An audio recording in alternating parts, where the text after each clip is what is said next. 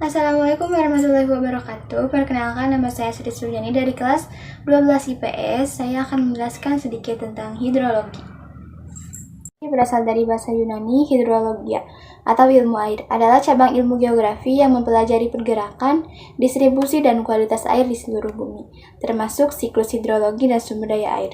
Orang yang ahli dalam bidang hidrologi disebut hidrolog, bekerja dalam bidang ilmu bumi dan ilmu lingkungan, serta teknik sipil dan teknik lingkungan. Kajian ilmu hidrologi meliputi hidrometeorologi, air yang berada di udara dan berwujud gas, potamologi, aliran permukaan, limnologi, air permukaan yang relatif tenang seperti danau, waduk, sungai, dan lain-lain, geohidrologi atau air tanah, dan kriologi atau air yang berwujud padat seperti es dan salju, dan juga kualitas air. Penelitian hidrologi juga memiliki kegunaan lebih lanjut bagi teknik lingkungan, kebijakan lingkungan, serta perencanaan hidrologi juga mempelajari perilaku hujan.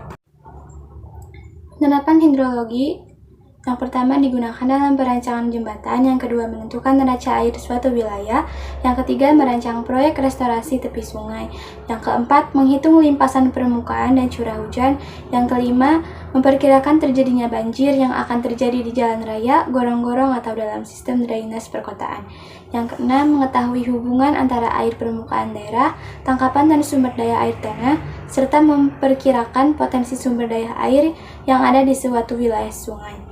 Dan yang ketujuh, mengurangi dan memprediksi resiko terjadinya tanah longsor, banjir, ataupun kekeringan.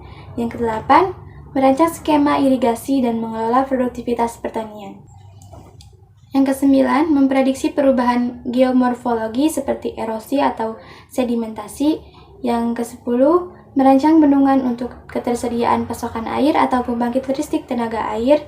Yang kesebelas, merancang saluran pembuangan dan sistem drainase perkotaan. Yang ke-12, penyediaan pasokan air minum. Dan yang terakhir, penerapan dalam desain dan pengoperasian struktur hidrolik. Ruang lingkup hidrologi meliputi air tanah. Air tanah adalah air di bawah permukaan bumi yang biasanya dipompa untuk digunakan sebagai air minum. Hidrologi air tanah mempertimbangkan pengukuran aliran air tanah dan transport jatra larut. Yang kedua, infiltrasi. Infiltrasi adalah proses masuknya air ke dalam tanah. Sebagian air diserap, sementara sisanya mengalami perkolasi menuju muka air tanah. Laju maksimum penyerapan air oleh tanah disebut kapasitas infiltrasi. Dipengaruhi oleh beberapa faktor. Lapisan tanah yang telah tersaturasi memperlambat laju penyerapan proporsional terhadap tebal lapisannya. Sementara air di atas tanah memberikan gaya pendorong atau kepala hidraulik. Yang ketiga, ada kelembaban tanah. Kelembaban tanah dapat diukur dengan cara probe kapasitansi, reflektometer domain waktu, atau tensiometer. Ada juga metode lain yang dapat digunakan, yaitu pengambilan sampel zat terlarut dan metode geofisika. Yang keempat, ada kualitas air. Kajian kualitas air dalam hidrologi berkaitan dengan senyawa organik dan anorganik, termasuk bahan terlarut maupun sedimen.